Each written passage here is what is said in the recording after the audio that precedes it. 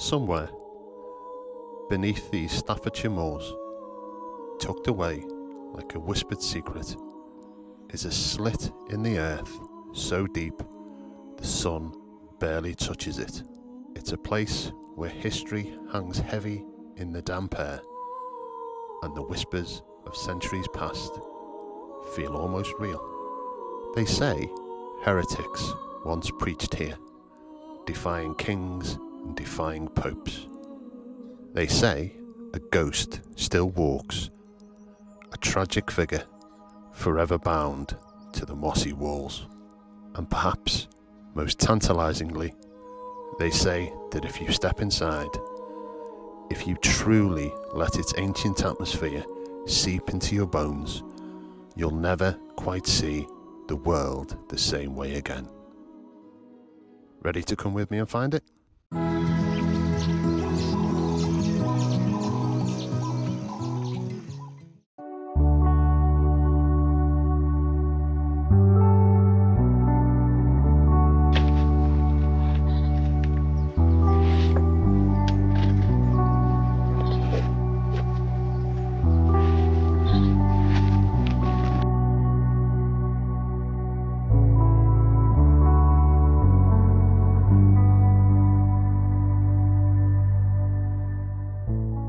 Right then,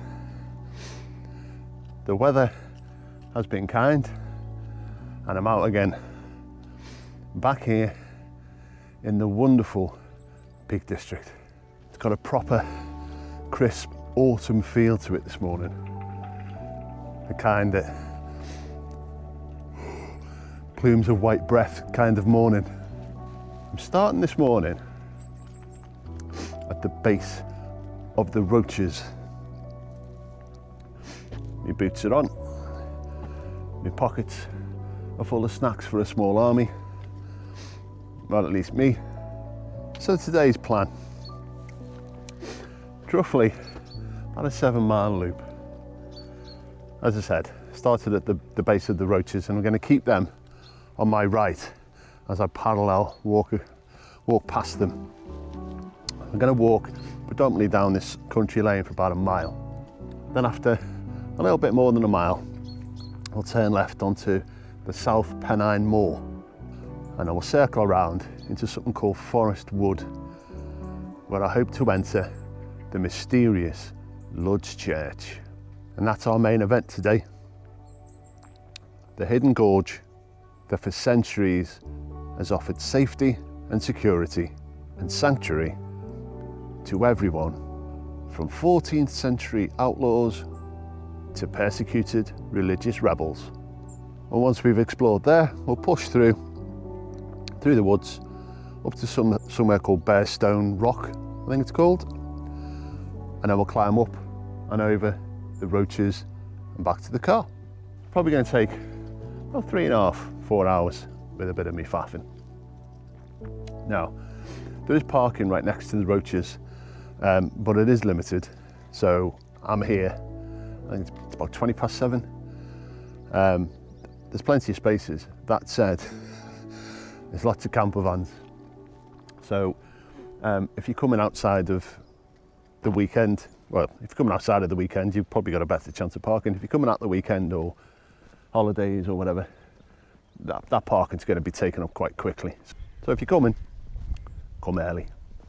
Right, that's enough of that. Enough of my faffing. Let's get on while I've still got some of this trail all to myself. See you in a bit.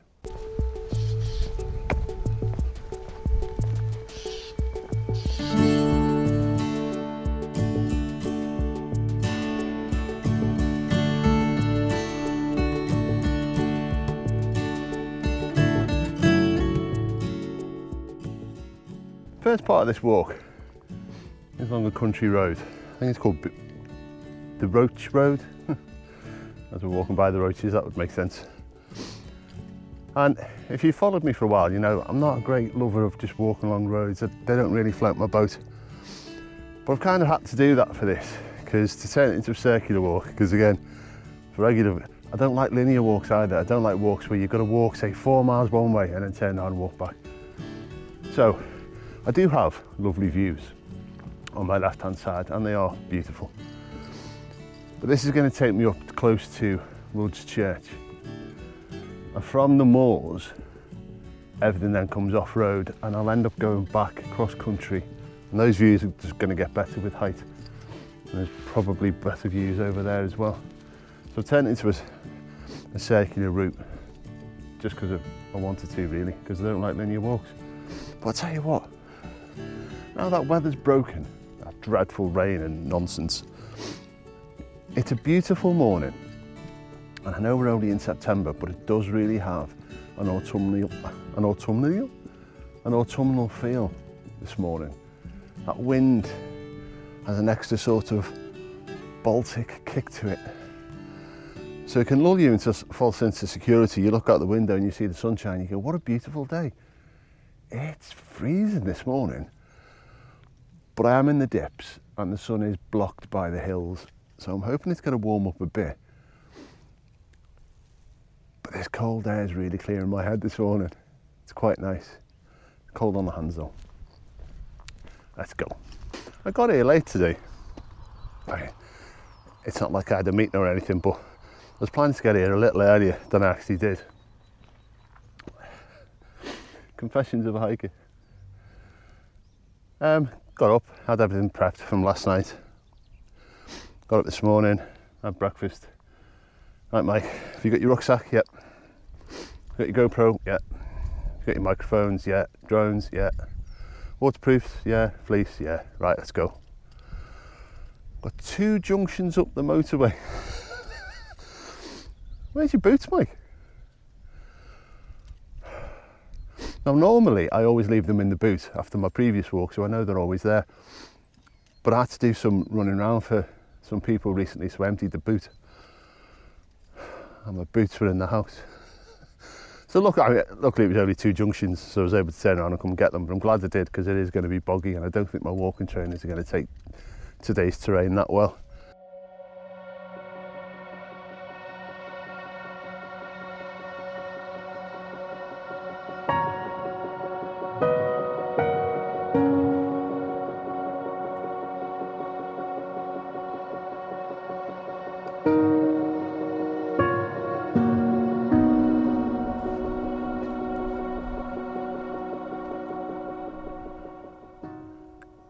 You're a good looking bird, aren't you?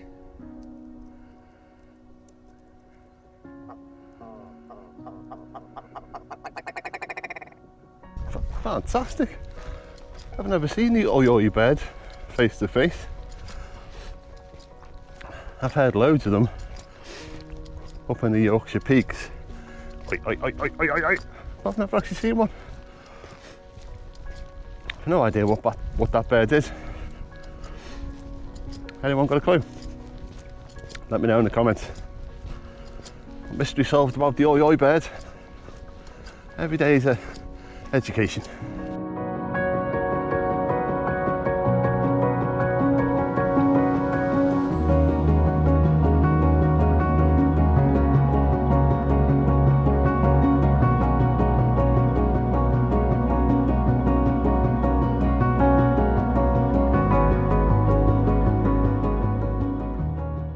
Got to this crossroads where you can turn right here to go to Roach Church, or you can head off to Clough Head. I've walked that, there's another video on that. But if you turn right here, you're going to walk into Roach Church and then come back on yourself. So I'm going to head up and over the moors a bit further, and I'm going to curl round and come in from Roach Church from the other end.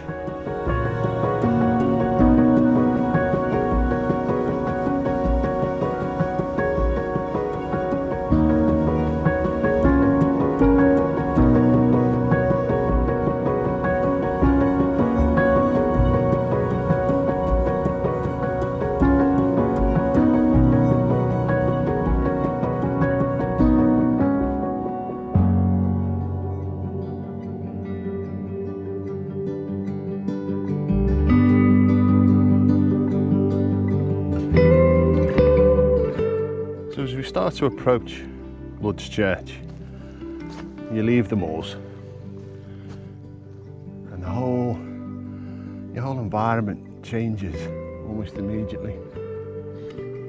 You leave the vastness and the openness of the moors, and you enter something really peaceful and green, a massive canopy of trees.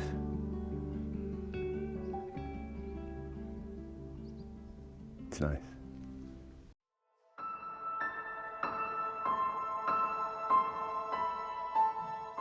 It's utterly breathtaking.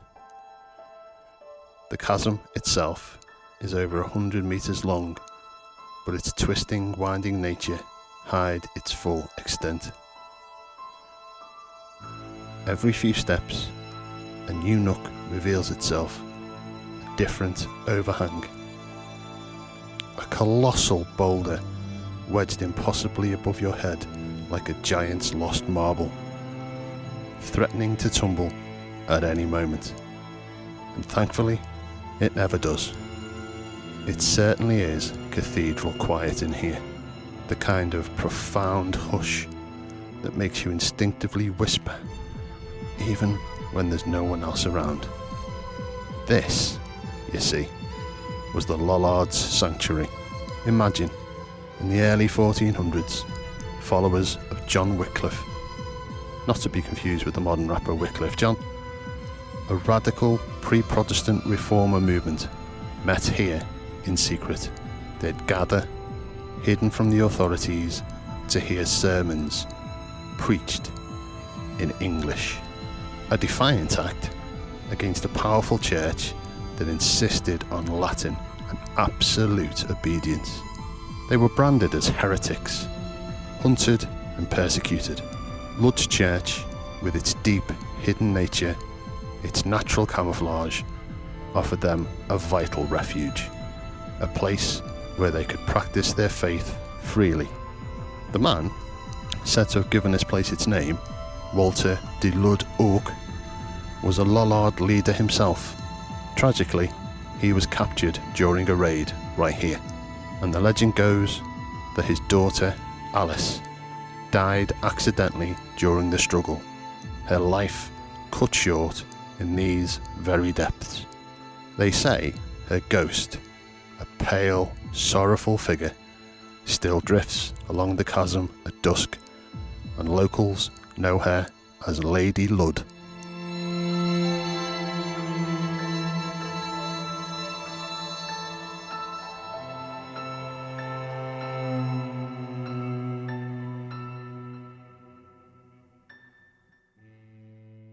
Well, that place is something else. The whole vibe, completely different feeling to the rest of the walk. I've no idea what footage I've got, because GoPros are notoriously bad in low light, and that was low light. So I've had to use my other camera, and I haven't got a gimbal. So you're either going to have to put up with really shaky footage,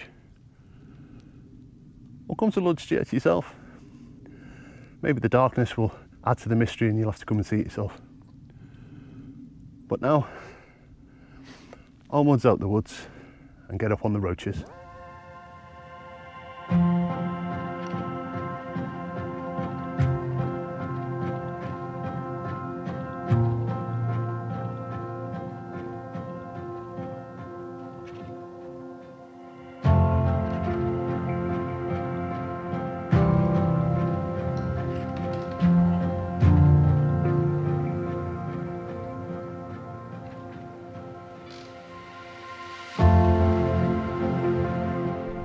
I don't know who's responsible for putting these steps in, but you've done an absolutely banging job.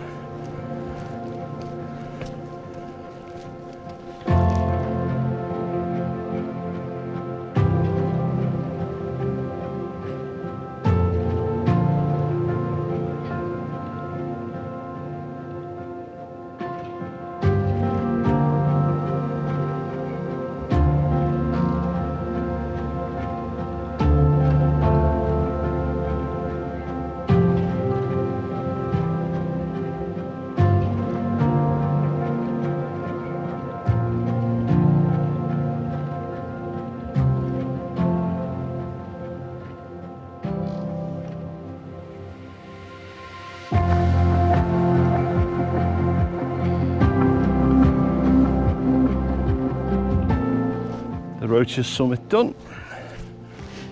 We're now heading off to something called the Doxey Pool.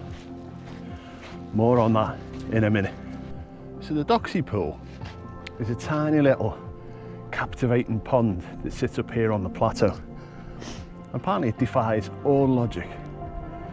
There's no rivers that run into it, there's nothing underneath it. Yet apparently it never ever runs dry. And of course, in this neck of the woods, this little pond has a legend. They say someone called Jenny Greenteeth lives there, and that rather unpleasant water spirit has actually made her home in it. She apparently lurks in the pond, ready to drag in the unsuspected weary traveller. You can pack it in, Jenny.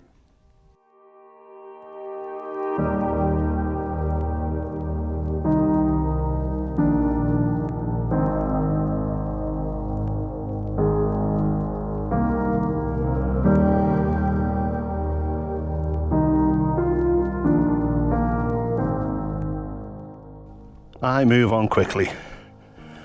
I've made a deal with Jenny, you see. I stay dry and she stays mostly fictional. Kind of. I'm beginning to understand why it's an attraction for rock climbers. Well, that route down was more of a scramble than a path. Borderline rock climbing down. So if you come in, maybe pick another route. Have a look at the route that I've done and pick another one, because it's not a defined route. You've got to pick your way through, and there's drops and stuff. It was unpleasant. I'm down, I'm unharmed. Don't send a search party. But I'm going to end it there because I'm pretty much down off the Roaches now. I'm just going to go back round and get in the car and go home. So, about 7 miles. Bit of faffing. I have to say, that was a thoroughly lovely walk. Ludge Church has been on my sort of bucket list, my walking list, my to-do list, my ever-expanding to-do list. It's been on that list for ages. And I was going to do it today, and I thought, the weather's lovely, the views are going to be great, I'll bring the drone. The military have got a different idea today. Before you fly a drone, you're supposed to check where you can fly, if you can fly. And there are certain areas that some people think you can't fly, but you can. But today, over the Roaches specifically, not so much Ludge Church, there was a big red exclusion zone put in by the military. Turns out they can fly their drones over the Roaches. I can't fly mine, but I'm not sure what drones that they're flying, but I'm certainly not interfering with them, so I couldn't put the drone up. But I came anyway because I thought it was going to be lovely, and I'm really glad I did. Ludge Church is something you've got to go and see and experience for yourself. And the Roaches, it just provides, first of all, the rock formations are very impressive, but the views that you get up there is just, I think there must be something magical in the air around here, because everyone I walk past today, and I'm not a people person, everyone I walked past today was lovely, all smiley, morning, hi. It's been a beautiful walk this morning. So, I'm going to wrap it up there. If these sort of ramblings are your cup of tea, why not drop me a like and a subscribe? It really helps the channel out, and it helps push my videos to like-minded souls that want to see walks like this, and it costs you nothing. So, thanks for watching. I'll see you all on the next one. Bye for now. So clear a light as any, but they've all gone out the window of this car. And when I feel